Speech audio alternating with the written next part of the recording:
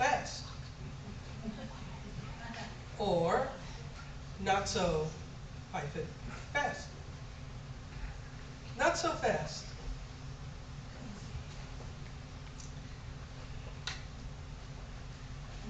In the Lent of old, the Lent in which some of us were raised, so for people like Nan, where did Nan go? Oh, there she's in back. But people like Nan, that would be like hundreds of years ago. But for some of us, when we were growing up, fast was something we were required to do, right? By the church and then by our parents. Right, Mama Kay? Were you that kind of parent? Right? You fasted on Ash Wednesday and Good Friday. Before that, we fasted on every Friday. Remember that? You're going to hell if you ate meat on a Friday. Remember those days?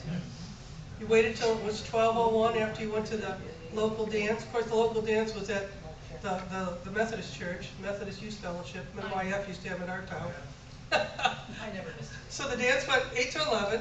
Then you drove over to wherever you went. We had to drive to another town. We picked up subs, and we waited till 12:01 when Johnny Carson was over to eat our subs because they had meat in it. Those are the days, right? Those are the old days. And we were told that we were supposed to fast. We were supposed to give up something.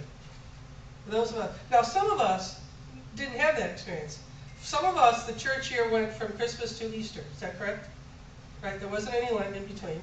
So you wouldn't know this wonderful opportunity other people had to berate themselves for 40 days. And so, people say, oh, you need to give up chocolate, or you need to give up candy. Oh, you don't have to give up candy, just give up chocolate. In my mind, it's like, if I'm going to give up chocolate, I might as well give up candy, because I don't eat the rest of that stuff anyway. My dad would do things like, I'm going to give up rutabagas and Brussels sprouts. Now, I know what Brussels sprouts were, because they forced us to eat them. But I didn't know what rutabagas were, but I was thinking, that doesn't sound so bad. Maybe I'll do that. Oh, no, you need to give up candy.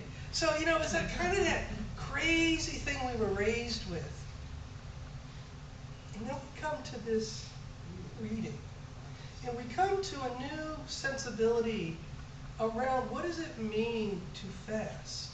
But I want to begin with the first line from this reading.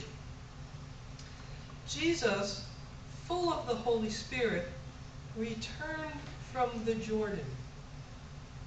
What happened at the Jordan?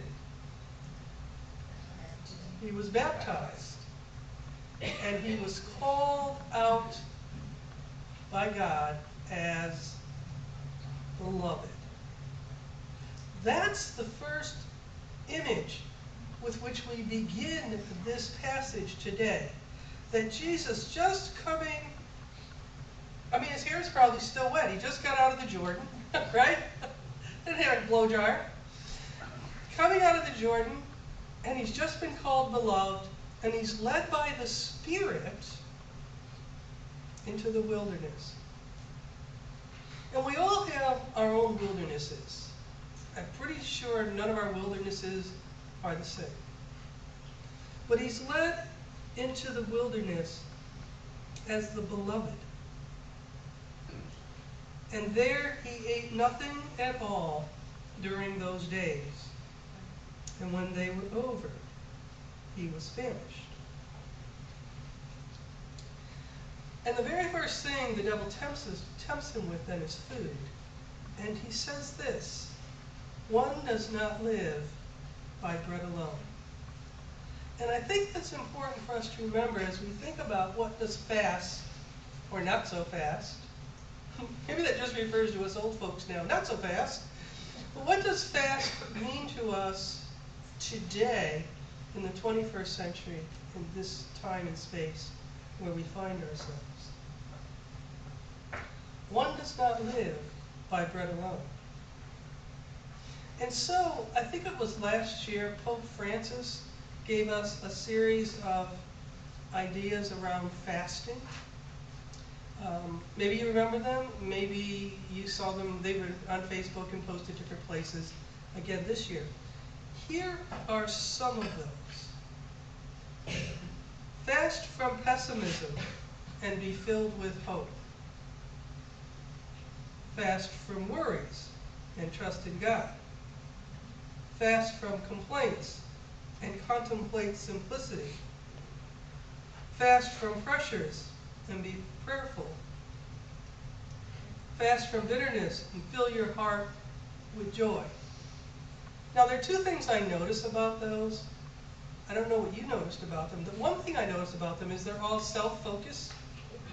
They're all about me, not about anybody else. And most of them are pretty unrealistic and don't work in the real world. If you talk to anybody who's a therapist or psychologist and they look at these things, they're probably going to go, not so much. There's also one I didn't read because I think it's so wacky, because you have to go look that one up yourselves. But then he has these other ones. He has these.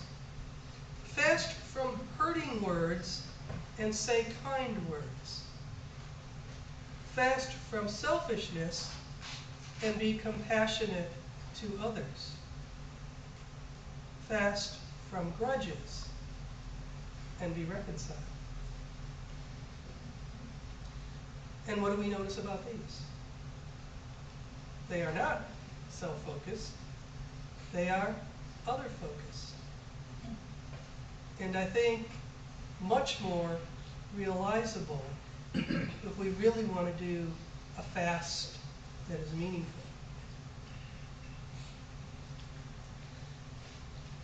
But Pope Francis wasn't the first person to come up with ideas of fasting. And for those of us who were here Wednesday night, we heard from the prophet Isaiah his idea of what fasting was like. And he says this, "Thus says our God, is not this the fast that I choose?" This is God speaking to us, no human being. "To loose the bonds of injustice, to undo the thongs of the yoke, and to let the oppressed go free." Not only are these all other-focused, they're all about righting wrongs that we see. And we right them in whatever ways we can. We all don't have the same gifts to right them in the same way, but we all have gifts to rewrite them in ways that are not oppressive or unjust.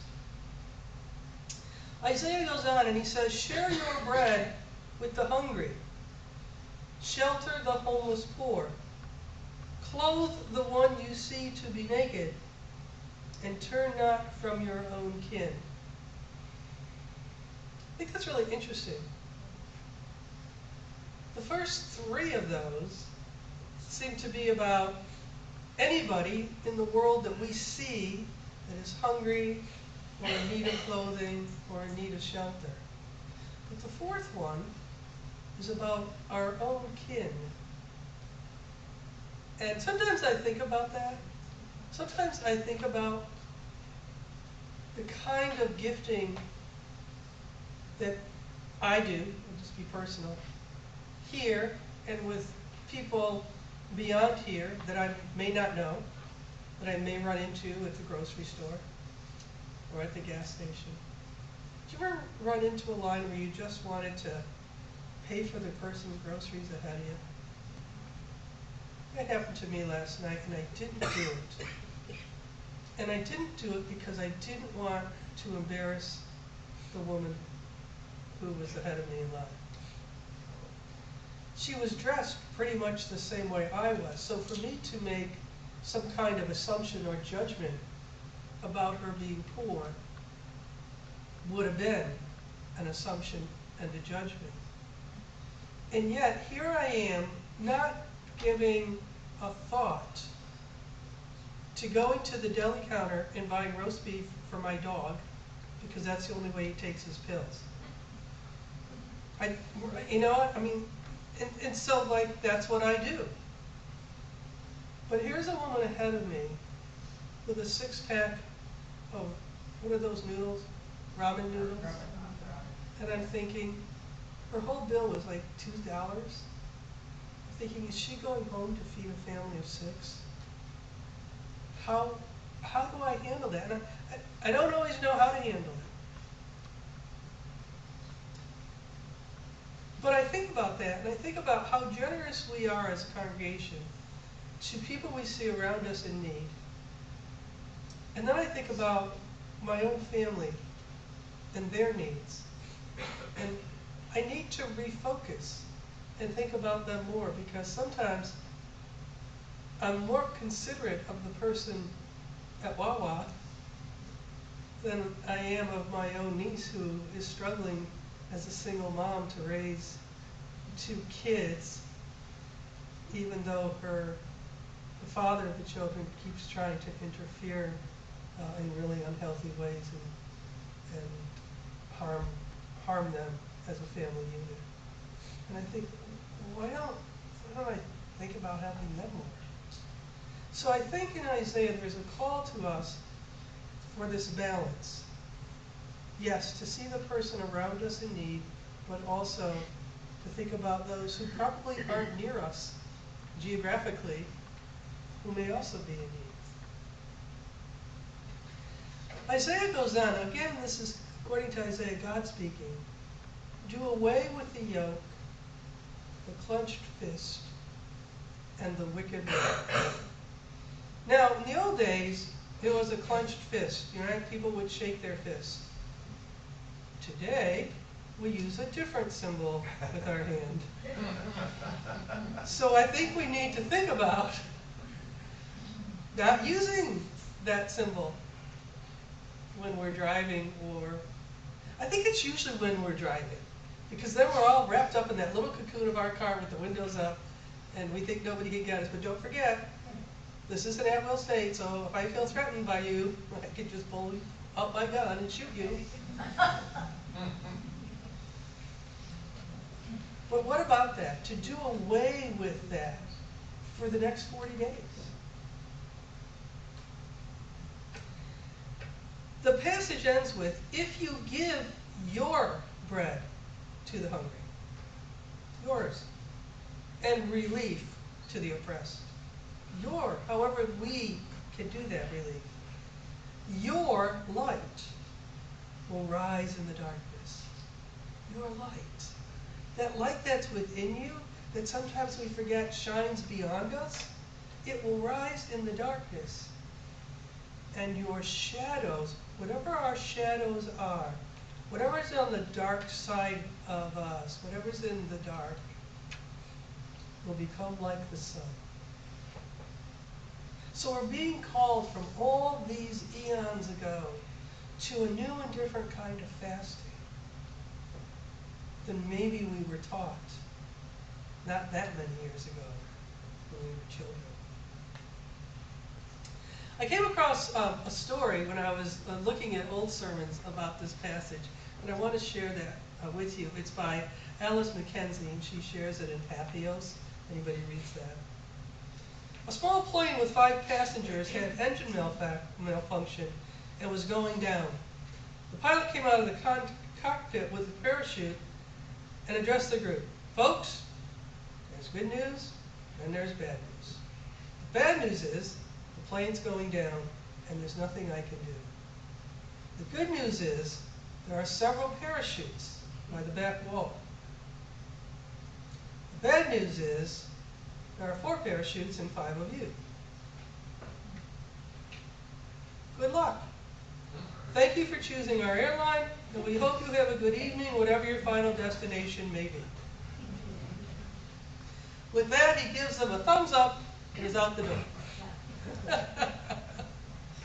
A woman leaps from her seat and says, I'm one of the most prominent brain surgeons in the Northeast. My patients depend on me.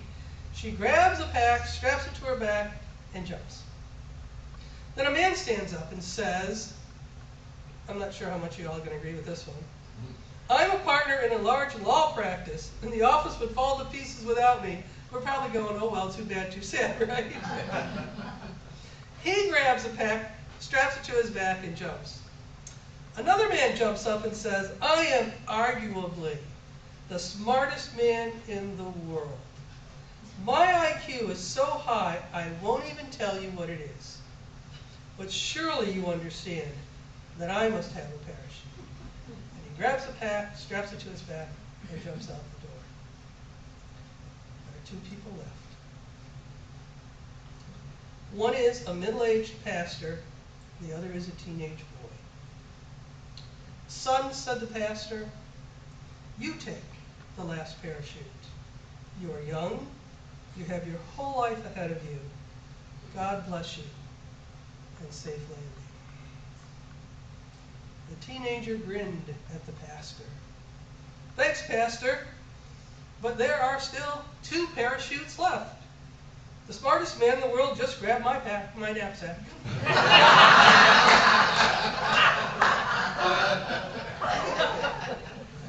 Not so fast, right? Not so fast. See, now, if God had spoken in this story, God had written this story the way Isaiah says God has spoken in the last story, it wouldn't have had this ending. There would have been 5 parachutes, right? There would have been 5 parachutes. But that's the way this one ends.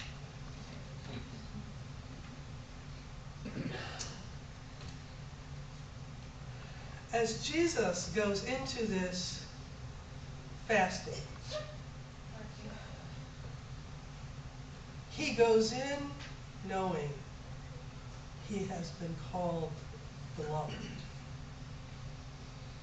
He heard it at the Jordan. It accompanies him through his entire ministry, and it is with him on his journey to Calvary and the cross.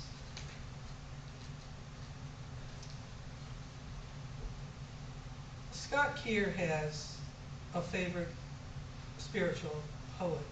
I think it's still his favorite, Jan Richardson.